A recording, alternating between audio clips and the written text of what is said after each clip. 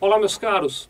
Vamos conversar um pouquinho sobre um assunto importante. E você sabe que a gente tem aqui, até na Sevilha, sofrido um pouquinho com esse assunto, né? Porque eu vou contar o que é a questão da certificação digital para as empresas que são optantes do Simples. E quando eu digo que a gente tem sofrido um pouquinho, é porque assim, é uma burocracia, é um trabalho, a gente vai ter que te incomodar com relação a isso. E o nosso sofrimento é exatamente esse. A gente quer, ao máximo, poupar que você tenha que se desgastar com esses assuntos. Mas, nesse caso, nós vamos precisar da sua ajuda, não dá para evitar. Deixa eu contar a história para você entender o que acontece. Funciona assim.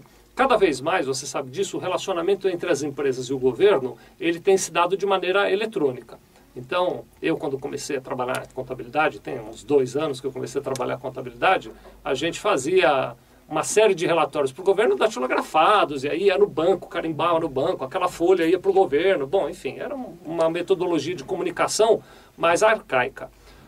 De alguns anos para cá, a gente começou a trocar as mesmas informações, mentira, a gente começou a trocar muito mais informações, então as empresas ficaram obrigadas a entregar muito mais informações para o governo, mas de maneira eletrônica.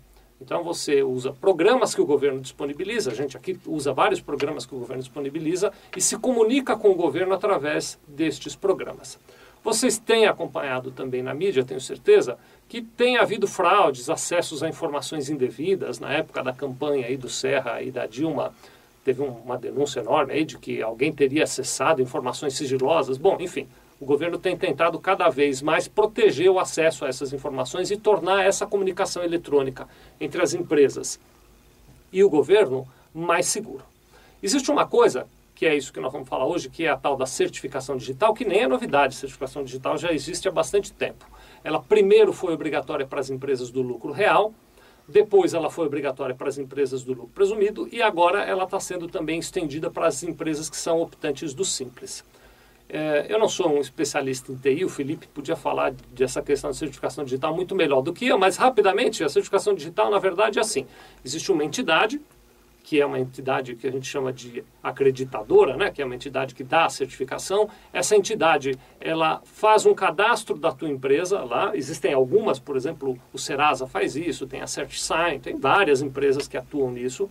Essas empresas você vai lá, faz um cadastro da sua empresa e recebe ou o eCNPJ ou o eCPF.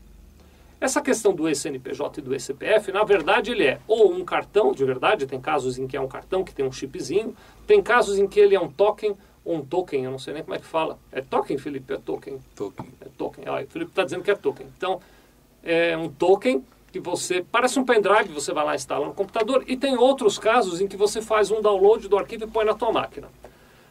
Em qualquer uma dessas situações, seja com o cartão, com o token ou com o download, o que acaba acontecendo é que, através daquele programa que está instalado numa dessas mídias, você se comunica com a entidade certificadora e ela garante para o governo que é você mesmo que está falando com ela.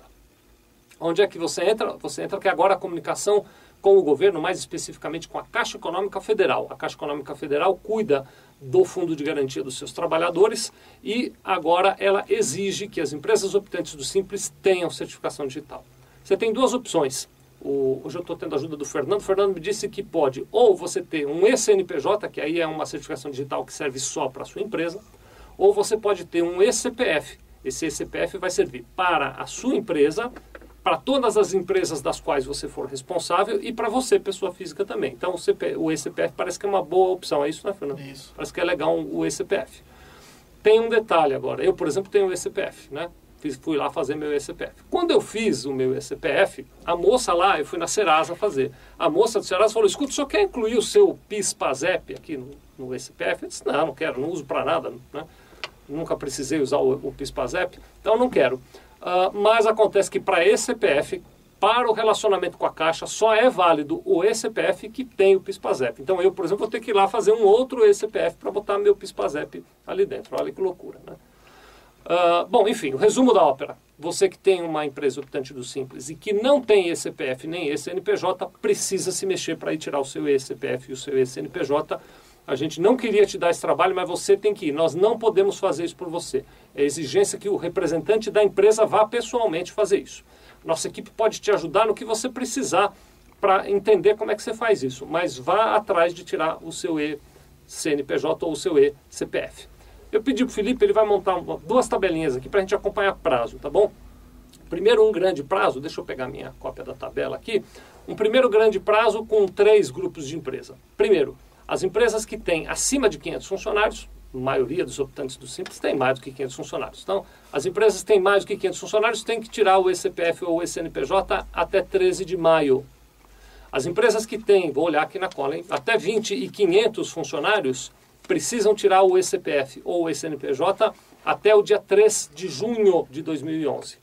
As empresas que têm entre 6 e 20 funcionários têm prazo para tirar o seu eCPF ou o seu eCNPJ entre 6 de junho e 1º de julho. Então, esses são os 3 primeiros grandes prazos. E como nada que envolve o Simples é simples, aí vem a segunda tabela, a Felipe está pondo aí no ar para vocês verem, que é um pouquinho mais complicada, que é o seguinte, você vai pegar para as empresas que têm entre 0, quem tem 0 precisa tirar também, Fernando? Quem tem 0 funcionário? Então, também tem. Para as empresas entre 0 funcionário e 5 funcionários, então, se você tem entre 0 e 5 funcionários, você tem que tirar o seu eCPF e o seu eCNPJ de acordo com esse prazo. Vai ver o seguinte, então aí os períodos em que você tem que tirar e do lado uma coluna com o primeiro algarismo do CNPJ. Vamos olhar essa tabela junto, olha só.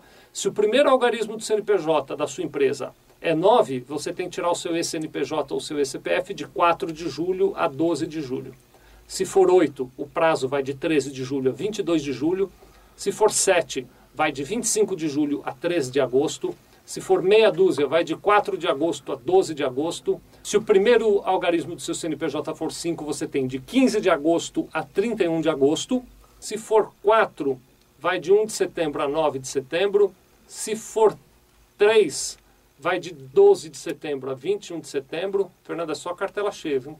Aqui tá. Se for 2, é de 22 de setembro a 5 de outubro. Se for 1, é de 6 a 28 de outubro. E se o primeiro algarismo do seu CNPJ for 0, você tem de 31 de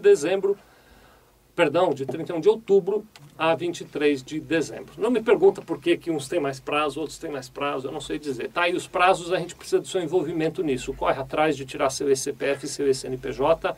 Qualquer esclarecimento que você precisar, você liga aqui que a gente vai te dizer como é que você faz para tirar seu eCPF e seu eCNPJ. Mas repetindo, a gente não pode ir lá para você. Você vai ter que fazer isso, tá bem? Muito obrigado.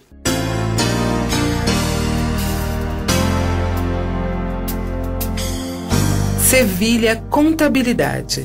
Nós vendemos tranquilidade.